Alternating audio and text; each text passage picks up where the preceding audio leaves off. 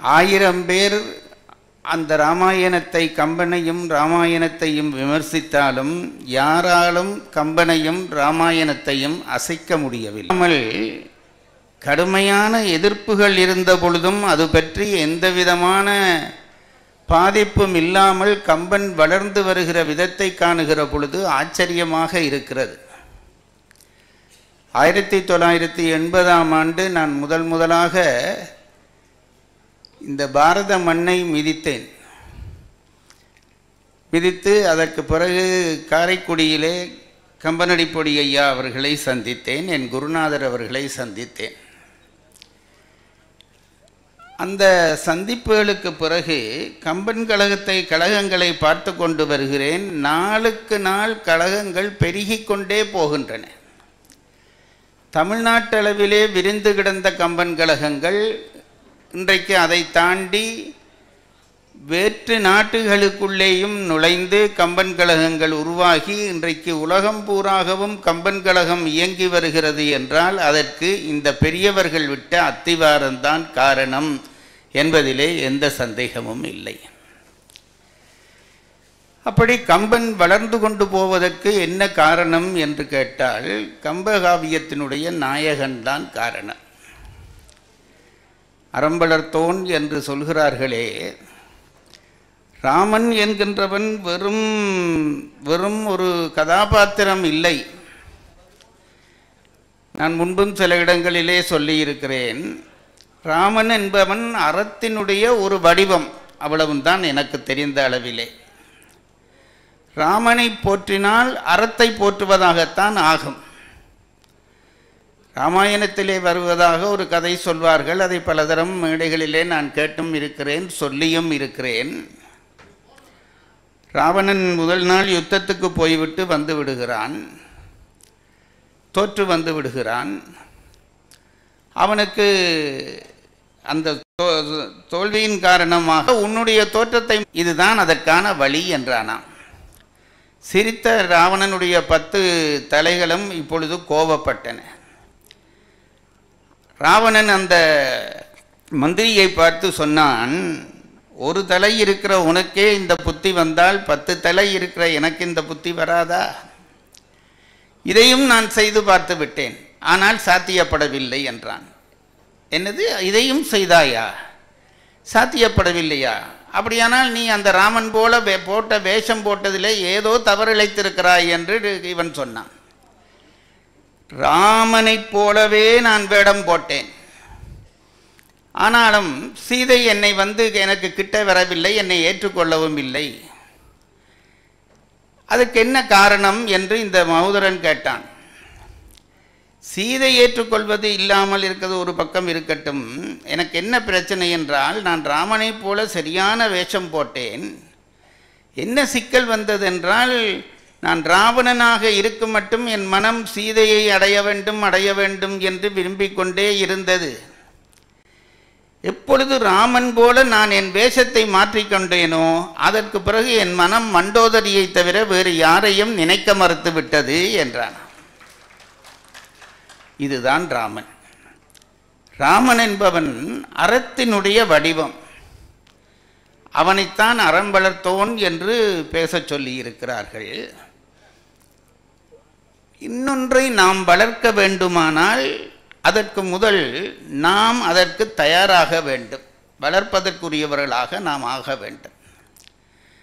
ராமன் அறத்தின் மூர்த்தி, அறத்தின் நாயகன் என்பதெல்லாம் நமக்கு தெரிந்த விஷயம்தான். காலாகாலமாக கதை கேட்டுக்கொண்டு வருகிறோமே, இது கூடவா தெரியாது? ஆனால் அந்த அறத்தின் நாயகனாக ராமன் எப்படி உருவானான் என்பதுதான் முக்கியமான கேள்வி. அவனை பெற்றெடுத்த தந்தை அறத்தின் வழி நின்று தன்னுடைய வாழ்க்கையை நடத்தியவன். நல்ல குருநாதரிடம் கொண்டு போய் இந்த பிள்ளைகளை சேர்க்கிறான் தசரதன். வசிட்ட மாமுனிவரிடம் கொண்டு போய் சேர்க்கிறான். வசிட்டரிடம் போய் இந்த பிள்ளைகள் படிக்கிறார்கள். அப்படி படிக்கிற காலத்திலே எல்லாரும் போய் படிக்கிறார்கள். அறங்கள் முழுவதையும் சொல்லிக் கொடுக்கிறார் வசிட்டர், வேதங்களை சொல்லிக் கொடுக்கிறார். அதனால்தான் பின்னாலே லட்சுமணன் விதிக்கு விதியாகும் என் வித்தொழில் காண்டி என்று சொன்ன பொழுது, இது விதியினுடைய கொடுமை, கைகேயி செய்ததல்ல, பரதன் செய்ததல்ல, விதியினாலே வந்த கொடுமை என்று ராமன் சொன்ன பொழுது, இது விதியின் பிழை என்று சொன்ன பொழுது, விதிக்கு விதியாகும் என் வித்தொழில் காண்டி என்று பேசினான் லட்சுமணன். அப்போ ராமன் சொல்லுகிற பதில், அதுவரையும் கோபப்படாத ராமன் கோபப்படுகிறான் லட்சுமணனை பார்த்து. உனக்கு என்ன பைத்தியமா, என்ன பேசுகிறாய்? அவன் சொன்ன வார்த்தை இதுதான், வாய்தந்தன கூறுதியோ மறைதந்தன நாவால் என்றான். வேதம் படித்த நாவினாலே உனக்கு விதிக்கு வெல்லுவேன் என்று சொல்லுகிற துணிவு வருகிறது என்றால் நீ வேதத்தை சரியாக படிக்கவில்லை.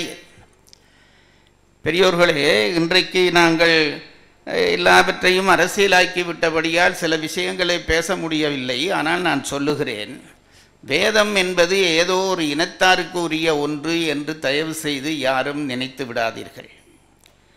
வேதம் என்பது இந்த உலகத்தினுடைய உண்மைகளை எல்லாம் உள்ளடக்கியதாகிய சாராம்சங்களை கொண்டதுதான் வேதம். வேதம் என்ற ஒன்று இல்லாவிட்டால் தர்மம் என்ற ஒன்று இல்லை, ஒழுக்கம் என்ற ஒன்று இல்லை, அறம் என்ற ஒன்று இல்லை. இன்றைக்கும் இதுதான் உண்மை. வேதத்திலே இருந்துதான் அறம் முதலியவற்றை எல்லாம் நம் பெரியவர்கள் பிரித்தெடுத்தார்கள். அதனாலே தான் வேதம் ஆகமமாகி புராணமாகி இதிகாசமாகி அதிலே இருந்துதான் தர்ம நூல்கள் எல்லாம் பிறந்து இப்படி நம்முடைய இனம் வளர்ந்தது. இதை பின்பற்றித்தான். வேதம் என்பது ஏதோ ஓரிருவர் செய்த ஒன்றல்ல. பிரபஞ்சத்திலே பரவி கிடந்த சப்த ரகசியங்களை உள்ளடக்கி அதை உள்வாங்கி அதை வெளியிட்டார்கள். அதுதான் வேதமாக வெளிவந்தது. அந்த வேதத்தை படைத்த வேதத்தை வசிஷ்ட முனிவரிடம் படித்தவன் ராமன். அப்படி வேதத்தை படிக்கிற பொழுது சரியாக படித்தான். அதனால்தான் லட்சுமணனும் வேதத்தை படித்தான். அவனுக்கு அந்த பொறுமை இல்லை.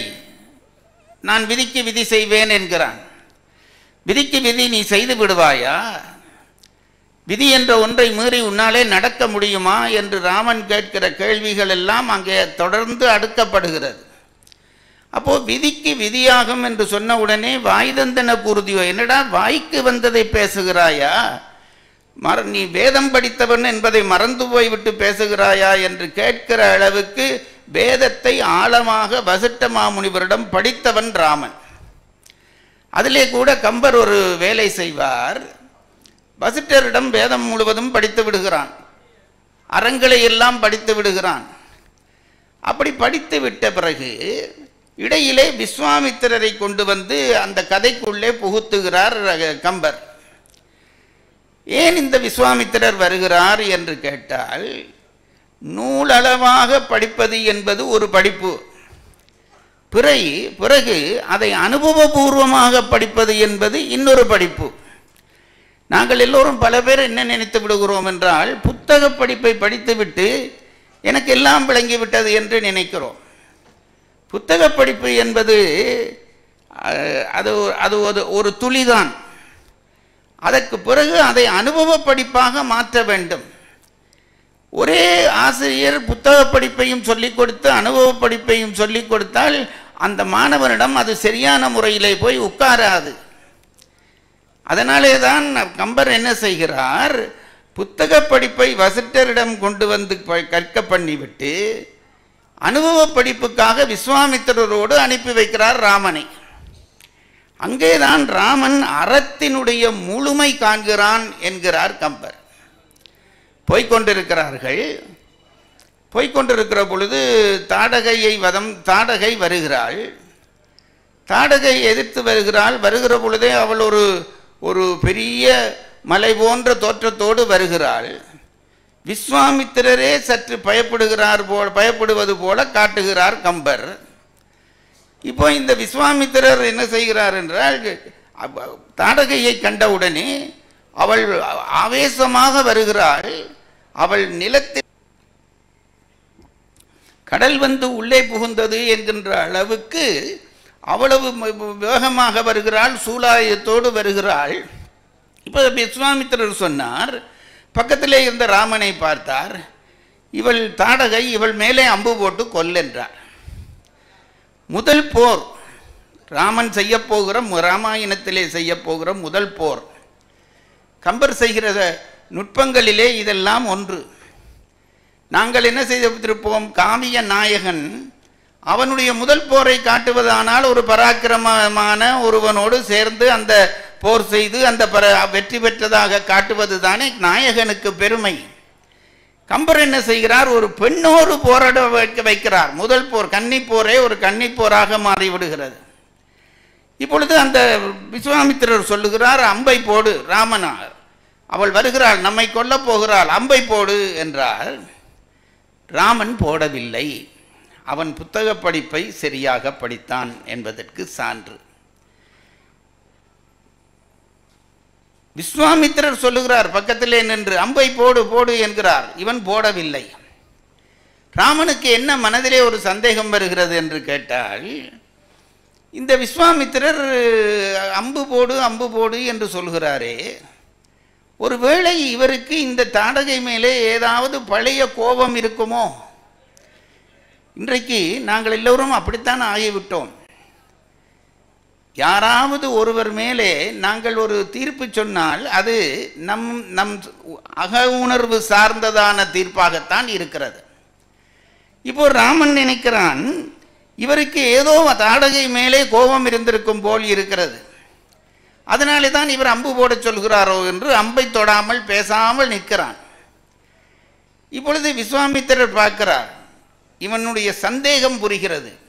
அப்பொழுதுதான் அவர் சொல்லுகிறார், நான் இவள் மேலே கோபம் கொண்டு இதை சொல்கிறேன் என்று நினைத்து விடாதே ராமா, கோபம் கொண்டு இதை சொல்கிறேன் என்று நினைத்து விடாதே. தீதென்று உள்ளவை யாவையும் செய்து என்னை கோதென்று உண்டிலை.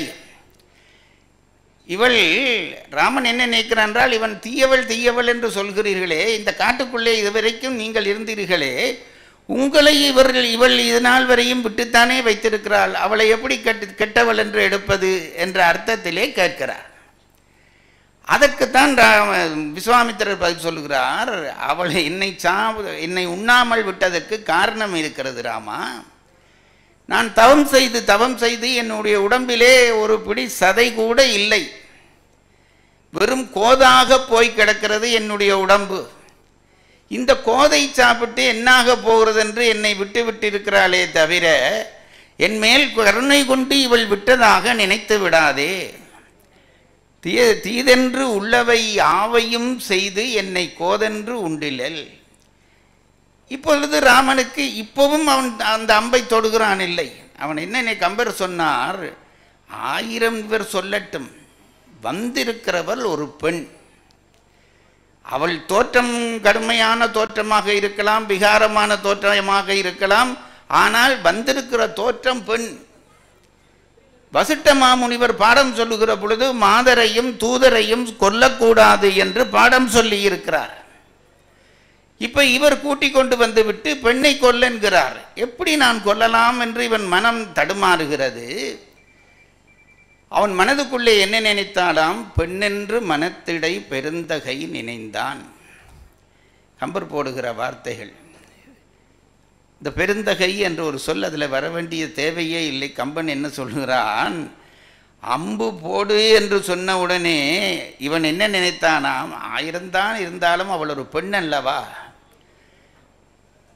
பெண்ணின் மேலே நான் எப்படி அம்பு போடுவது என்பதாக ராமன் பொறுமையோடு இருந்தான்.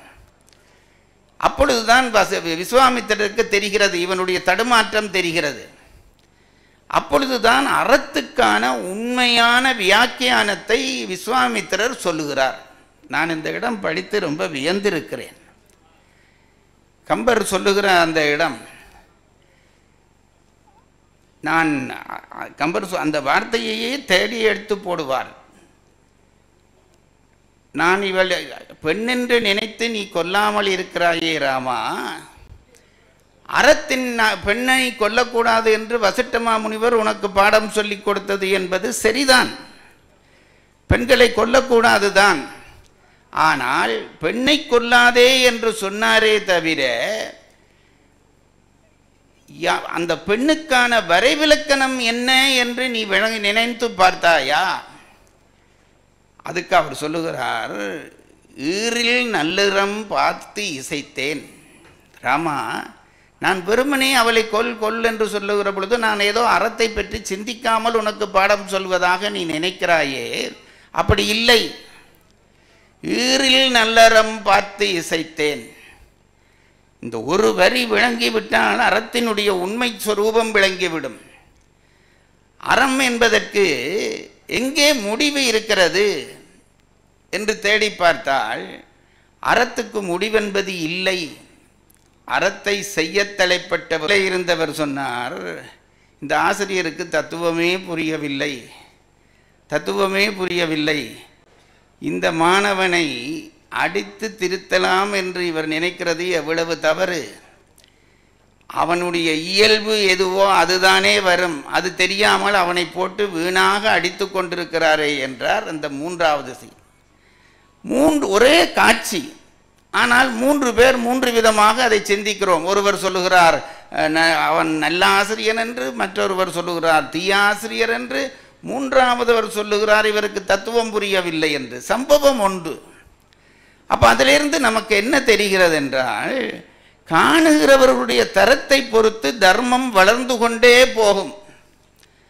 அப்போ எங்கே போய் முடிகிறது என்று தெரியவில்லை. ராமன் நினைக்கிறான் வந்திருக்கிறவள் பெண் என்கின்ற தோற்றத்தில் வந்திருக்கிறார், வசிட்டர் பெண்ணை கொல்லாதே என்று சொல்லி இருக்கிறார். ஆகவே அவன் கடைசி மட்டும் ராமர் விஸ்வாமித்திரர் திரும்ப திரும்ப சொல்லவும் அப்படியே கையிலே வில்லை வைத்துக் கொண்டு பேசாமல் இருக்கிறான். அப்பொழுதுதான் இவர் பேசுகிறார், விஸ்வாமித்திரர் பேசுகிறார். ஈரில் நல்லறம், அறத்துக்கு அவர் கொடுத்த அந்த வரைவிலக்கணம் ஒன்றை வரியிலே கம்பன் அதை அப்படி அழகுபடுத்தி விடுறான். ஈரில் நல்லறம், முடிவில்லாததாகிய நல்லறத்தை நான் பார்த்து இசைத்தேன். ராமா, நீ படித்ததை மட்டும் அறம் என்று நினைத்து பேசுகிறாய். நீ படித்தது மட்டும் அறம் இல்லையப்பா, அதற்கு அப்பாலும் அறம் இருக்கிறது, அதற்கப்பாலும் இருக்கிறது, அதற்கப்பாலும் இருக்கிறது, அதற்கப்பாலும் இருக்கிறது. அறத்துக்கு முடிவில்லை. அறத்தினுடைய முடிவை நோக்கி நான் உனக்கு சொல்லுகிறேன்.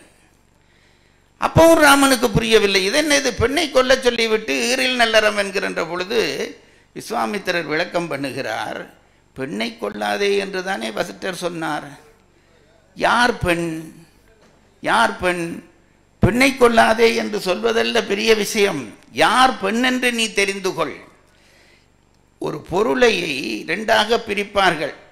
ஒரு பொருளை குணி என்பார்கள், அந்த குணியை கொண்ட பொருளுக்கு இருக்கிறதை குணம் என்பார்கள். எந்த பொருளிலே குணம் இருக்கிறதோ அப்பொழுதுதான் அது குணியாக மாறும். இது ஒரு ரகசியம். இப்போ பெண்ணை கொல்லாதே என்றார். பெண் என்பது யார் என்றால் வெறும் உடல் அங்கங்கள் அல்ல, பெண்மையாகிய குணம் எங்கே இருக்கிறதோ அதுதான் பெண். இப்போ நீ பார்க்கிறாயே, இந்த தாடகை என்பவள் பெண் வடிவத்திலே இருக்கிறாள், ஆனால் பெண் குணம் அவளுக்கு இருக்கிறதா? ஆகவே இவளை பெண் என்று நீ நினைக்காதே, இவள் பெண் இல்லை, நான் தர்மத்தினுடைய எல்லை தொட்டு உனக்கு சொல்லுகிறேன் என்று விஸ்வாமித்திரர் சொன்ன உடனேதான் திகைத்து போகிறார் ராமன். ஓஹோ, இப்படி கூட அறத்துக்கு ஒரு எல்லை இருக்கிறதா? பெண்ணை கொல்லாதே என்றால் ஏதோ பெண் வடிவத்திலே வருகிற ஒரு தீயை கொல்லாதே என்று வசிட்டர் சொன்னதாக அல்லவா நான் எடுத்தேன். இப்போ விஸ்வாமித்திரர் சொல்லுகிறாரே, தர்மத்தினுடைய எல்லை நோக்கி நான் சொல்லுகிறேன் என்று சொன்னாரே, அந்த எல்லை என்ன என்று கேட்டால், குணம் என்ற ஒன்று இருந்தால்தான் அவள் குணியாவாள். பெண்மைக்கான குணம் எதுவும் தாடகையிடம் இல்லை. ஆகவே அவள் பெண்ணாக மாட்டாள். இப்போ போடுறா அம்ப என்றான். ராமன் ஒரே ஒரு வார்த்தை சொன்னான். அவனுக்கு அப்போதான் அறத்தினுடைய அந்த விஸ்வரூபம் விளங்கியது. அப்போ சொன்னான், சுவாமித்திரரே, நான் தப்பு பண்ணிவிட்டேன், இனி எனக்கு இந்த பிரச்சனையே கிடையாது. அறம் அல்லாதவற்றையும் நீ செய்யென்று சொன்னால் கேட்டு கேள்வி இல்லாமல் நான் அடுத்த நிமிஷமே அதை செய்வேன் என்றான். அறம் அல்லாதவற்றையும் நீ சொல்லிவிட்டால், ஏனென்றால் நீ நிற்கிற இடம் எனக்கு இப்பொழுதுதான் புரிந்தது. நான் நின்ற இடம் ரொம்ப கீழே நின்ற இடம், நீ நிற்கிற இடம் பெரிய இடம், அதை ஆராய்கிற அறிவு கூட எனக்கு இல்லை. அதனாலே எனக்கு நீ பெரியவன், உயர்ந்த நிலையிலே நின்று அறம் பேசுகிறாய் என்று எனக்கு தெரிகிறது. அதனாலே இனி என் அறிவுக்கு அறமில்லை என்று தெரிந்த ஒன்றை கூட நீ செய்யென்றால் நான் செய்வேன் என்று அம்பை தூக்கி போடுகிறான். தாடகை வீழ்கிறாள். இதுதான் ராமனை இந்த 2 முனிவர்களும் அறம் நோக்கி பக்குவப்படுத்தினார்கள் என்பதற்கான அடையாளம். அதற்கு பிறகு ராமன் அசையவில்லை, அறத்திலே இருந்து அசையவில்லை. மெல்ல மெல்ல மெல்ல அவனுடைய அறநோக்கு என்பது வளர்ந்து கொண்டே போகிறது. எங்கு போனாலும் அவனுடைய அந்த அறப்பார்வையிலே இருந்து அவன் விலகாமலே போய்கொண்டிருக்கிறான். இலங்கைக்கு சீதையை கொண்டு போய் விடுகிறார்கள். சீதையை கொண்டு போனவுடனே என்ன செய்வது? சீதையை கொண்டு போயாகிவிட்டது, அனுமனுடைய தொடர்பை ஏற்படுத்தி விட்டது. இப்பொழுது குரங்கு சேனைகள் போய் இலங்கையிலே சீதையை கண்டுவிட்டு திரும்பி வந்து விட்டன. இப்படி திரும்பி வந்த பிறகு என்ன செய்வதென்று ஆராய்ச்சி பண்ணுகிறார்கள். அப்போ ராமன் சொல்லுகிறான், நாங்கள் ஒரு தரம் ராவணனுக்கு தூது அனுப்புவோம் என்கிறான். எல்லாரும் அதை அங்கீகரிக்கிறார்கள், எல்லாரும் அங்கீகரிக்கிறார்கள். ஆனால் லட்சுமணன் கொதிக்கிறான். அரக்கர்கோன் அதனை கேட்டான், அழகுக்கே ஆகும் என்றான். குரக்கென திரைவன் கேட்டு கொற்றவர்க்கு உற்றதென்றான். இரக்கமது இகழும் என்றான். இளையவன் இனி நாம் அம்பு துறப்பதை விட ஓர் சொல்லுண்டோ என்றான். எல்லாரும் சொன்னார்கள், பரவாயில்ல தூது. என்னடா தூது அனுப்ப போறாய்? ஏற்கனவே ஆஞ்சநேயன் தூது போய்விட்டு வந்து விட்டான். அந்த தூதை அவன் கொஞ்சம் கூட மதிக்கவில்லை. மாற்றான் மனைவி என்று தெரிந்து கொண்டும் சீதையை வைத்துக் கொண்டிருக்கிறாள். அவனிடம் இனி என்ன தூது வேண்டி கிடக்கிறது? அவனை நோக்கி அம்பு போடுவதை தவிர வேறு வழி இல்லை என்றான் லட்சுமணன். அப்போ அதற்கு ராமன் சொன்ன பதில் இருக்கிறதே, லட்சுமணா, நான் தூதனுப்புவோம் என்று சொன்னதற்கு காரணம் இருக்கிறதப்பா. ஏன் தூதனுப்ப வேண்டும் என்று நான் சொல்லுகிறேன் என்றால், ராமன் தூதனுப்பினால் உடனே சீதையை திருப்பி தருவான் என்ற நோக்கமெல்லாம் தெரிந்து நான் அவனை தூதனுப்ப சொல்லவில்லை. அவன் கடைசி வரைக்கும் அந்த தூது போனாலும் அவன் சீதையை விடப்போவதில்லை. பின் ஏன் நான் விடச் சொல்கிறேன் என்றால், ராவணனுடைய பார்வை வேறு, அவனுடைய செயல் வேறு, ராமனுடைய செயல் வேறு என்று இருக்க வேண்டும். அவன் விடமாட்டான் என்று தெரிகிறது. ஏன் அனுப்ப வேண்டும் என்றால், உயர்ந்தவர்கள் சொன்ன பாதை வழியாகத்தான் ராமன் நடப்பான் என்பதை நாம் உலகத்திற்கு காட்ட வேண்டும். அது முக்கியம். இன்றைக்கு பல பேர் அப்படித்தான் செய்கிறார். தீயவர்களுடைய செயலை வைத்துக்கொண்டு நாமும் தீய வழியிலே அவர்களை அணுகுவது. ஒரு காலமும் அதை செய்யக்கூடாது. ராமன் அதை செய்து காட்டுகிறான். அவன் விடமாட்டான். ஆனால் தூதனுப்புகிற முறைமை பற்றி தூதனுப்பித்தான் நாம் போர் செய்ய வேண்டும் என்று ராமன் பேசுகிற பேச்சு இருக்கிறதே, அவனை அறத்தின் நாயகனாக கொண்டு போய் உயர்த்தி வைக்கிறது. இது ஒன்று. அதற்கு பிறகு வீடனன் வருகிற பொழுது அவனை ஏற்கலாமா இல்லையா என்று ஆராய்ச்சி நடக்கிறது. அந்த ஆராய்ச்சியிலையும் பல பேர் பல அபிப்பிராயம் சொல்கிறார்கள். ஆனால் அனுமன் சொன்ன அபிப்பிராயத்தை மட்டும்தான் ராமன் ஏற்றுக்கொள்கிறான். நம்மிடம் அடைக்கலம் என்று வந்திருக்கிறவனை நாம் ஒரு நாளும் விடக்கூடாது. என்றைக்கு ஒருவன் நம்மிடம் அடைக்கலம் என்று வந்துவிட்டானோ அவனை காக்க வேண்டியது நம்முடைய கடமை. அவனை பற்றி அனுமன் நல்லபடியாக சொல்லுகிறான். இலங்கைக்கு போன பொழுது அவன் நடந்து கொண்ட விதம் பற்றி நல்லபடியாக சொல்லுகிறான். இன்றைக்கு அடைக்கலம் தேடி வந்து விட்டானோ அடைக்கலம் கொடுக்க வேண்டியது நம் கடமை என்று சொல்லி அப்பொழுதும் தன்னுடைய அறநிலையை சிறப்படுத்தி காட்டுகிறான் ராமன். இது இரண்டாவது நிலை. பிறகு போர் தொடங்குகிறது. அவசரப்பட்டு ராவணன் போர்க்களத்துக்கு வருகிறான்.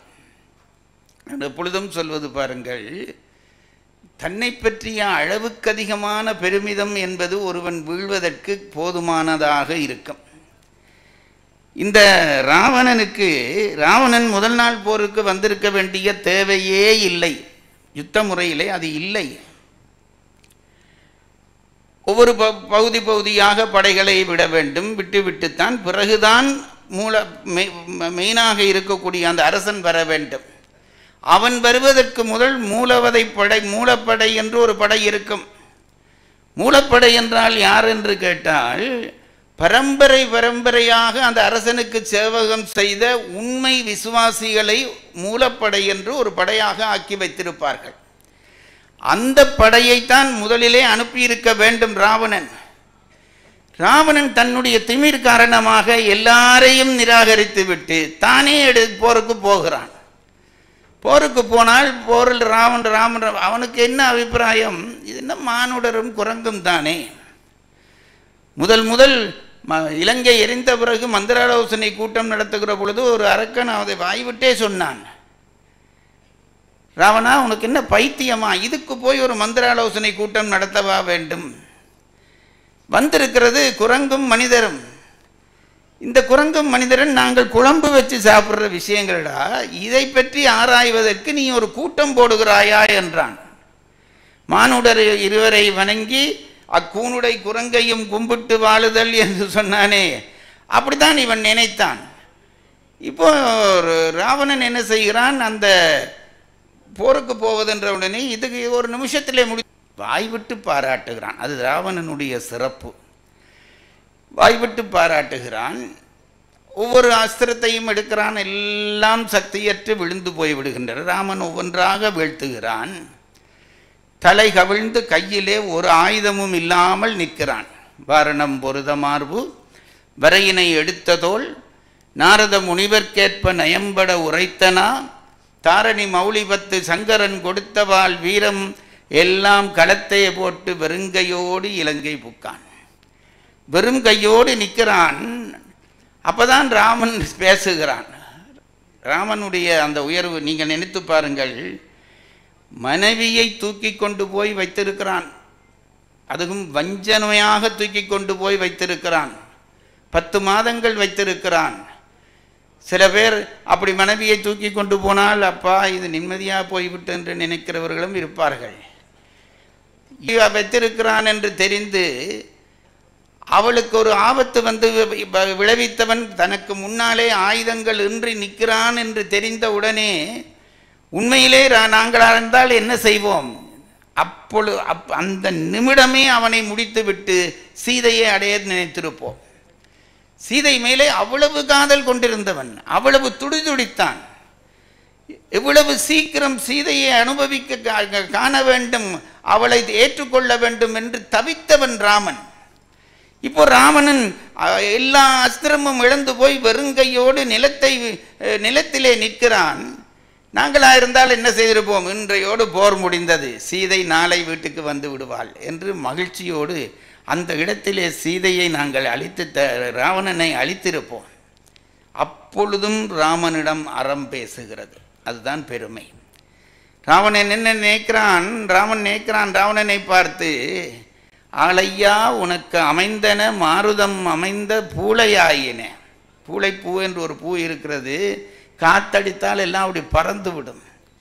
இவ்வளவு நாளும் நீ பெரிய தவங்கள் செய்து வரங்கள் பெற்று வைத்திருந்த இந்த ஆயுதங்கள் அஸ்திரங்களில் தவ முயற்சி எல்லாம் போய்விட்டது. ஆளையா உனக்கு அமைந்தன மாருதம் அமைந்த பூளையாயின, இன்று போய் போர்க்கு நாளை வா. அவன் ராவணனை பார்த்து சொல்லுகிறான், இன்று போய் போர்க்கு நாளை வா என்றனன் நாகலம் கமுவின் வாளை தாவுரு கோசலை நாடுடை வள்ளல் என்றான் கம்பன். அந்த நேரத்திலே கூட இன்றைக்கே சீதையை கொடு, சீதையை பற்றி பேசவே இல்லை. உனக்கு ஒரு வாய்ப்பு தருகிறேன், அந்த வாய்ப்பை பெற்றுக்கொண்டு போய் நீ திருப்பி சீதையை விடாமல் விடலாம், அது பற்றியே பேசவில்லை. சண்டைக்குத்தான் வருவதானால் உன்னை வெறும் கையோடு ஆயுதத்தோடு இருக்கிற உன்னை நான் கொல்ல விரும்பவில்லை, போயிட்டு வா என்கிறான்.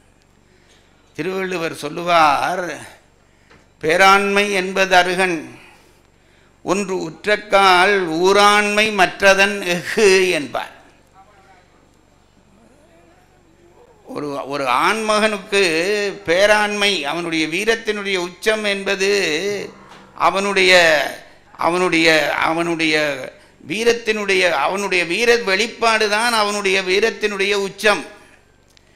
அந்த வெளிப்பாடு தான் அவனுடைய வீரத்தின் உச்சம் என்றால் அவ்வளவுந்தானா என்று கேட்ட பொழுது திருவள்ளுவர் சொன்னார், இல்லை, எதிரியை கண்டபடி நீ கொல்லலாம், கண்டபடி கொல்லலாம். அதில் போர் என்று வந்து விட்டால் அதற்கு பிறகு நீ எதிரியை மன்னிக்க வேண்டும் என்ற அவசியம் இல்லை. போராட வந்து விட்டானா என்னவும் செய், அவனோடு போராடி உன்னுடைய வீரத்தை காட்டி அவனை நீ எப்படியும் கொல்லலாம், தப்பில்லை.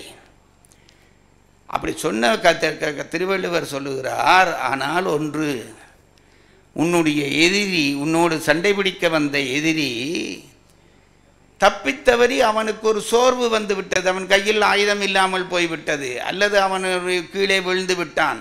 இந்த நேரத்திலே அவனை கொல்லாதே. அது பேராண்மை என்றால் அவனை கொல்லாமல் மன்னித்து விடுகிறது இருக்கிறதே, அது ஊராண்மை என்றார். உபகாரியாம் தன்மை என்று எழுதுவார் பரிமேலழகர். அந்த நேரத்திலே நீ அவனை வெட்டி விடவோ கொலை செய்யவோ நினைக்காதே, அவனுக்கு சந்தர்ப்பம் கொடு. அப்படி சந்தர்ப்பம் கொடுப்பது தான் அது. என்ன சொல்லுகிறார், பேராண்மையை வாளுக்கு ஒப்பாக நீ எடுத்தால் அந்த வாளினுடைய கூறுக்கு ஒப்பாக அந்த பெருந்தன்மையை நீ கொண்டிருக்க வேண்டும் என்கிறார். ராமன் எங்களுடைய தலைமை அறநூல் திருவள்ளுவர் சொன்ன அந்த செய்தியை அப்படியே உள்வாங்கி காவியம் காட்டுகிறார். அதனால்தான் திருவள்ளுவருக்கு உரை எழுதிய பரிமேலழகர் இந்த குறளுக்கு உரை எழுதுகிற பொழுது ராவணனை ராமன் மன்னித்த செய்தியை குறிப்பிட்டுத்தான் எழுதுகிறார். ஆகவே அந்த இடத்திலும் கூட ராவணனை நோக்கி அவனை அந்த இடத்திலே இழிவு செய்யாமல் அவனை கொல்லாமல் மன்னிக்கிறான் என்றால் அந்த அறத்தின் நாயகனாகிய ராமன் எப்படி உயர்ந்து நிற்கிறான். வசிட்டர் போட்ட அந்த அத்திவாரம், விஸ்வாமித்திரர் போட்ட விளக்கம், இதையெல்லாம் உள்வாங்கிக் கொண்டு படிப்படியாக உயர்ந்து அறம் வெல்லும் அந்த நம்பிக்கை இருந்தது ராமனுக்கு. இன்றைக்கு விட்டுவிட்டால் நாளைக்கு அவன் என்ன செய்வானோ என்று அஞ்சவில்லை. என்னிடம் அறம் இருக்கிறது, அறம் இருக்கிறவன் வெல்வான். இந்த நம்பிக்கையை தயவு செய்து நீங்கள் எல்லோரும் ராமாயணம் படிக்கிறவர்கள் மனதிலே வைத்திருங்கள், தயவு செய்து வைத்திருங்கள். நாங்கள் என்ன நினைக்கிறோம், வெற்றியும் தோல்வியும் நம் கையிலே தான் இருக்கிறது என்று நினைக்கிறோம், நம் முயற்சியிலே தான் இருக்கிறது என்று நினைக்கிறோம். ஒரு காலமும் இல்லை. வெற்றியும் தோல்வியும் உங்கள் கையில் இல்லை. வெற்றியும் தோல்வியும் நீங்கள் கடைபிடிக்கிற அறத்தின் கையிலே இருக்கிறது. அறம் உங்களுக்கு சார்பாக இருக்குமாக இருந்தால் எந்த ஒருவனாலும் உங்களை வீழ்த்த முடியாது என்கின்ற உண்மையை ராமன் மூலம் நமக்கு உணர்த்துகிறார்.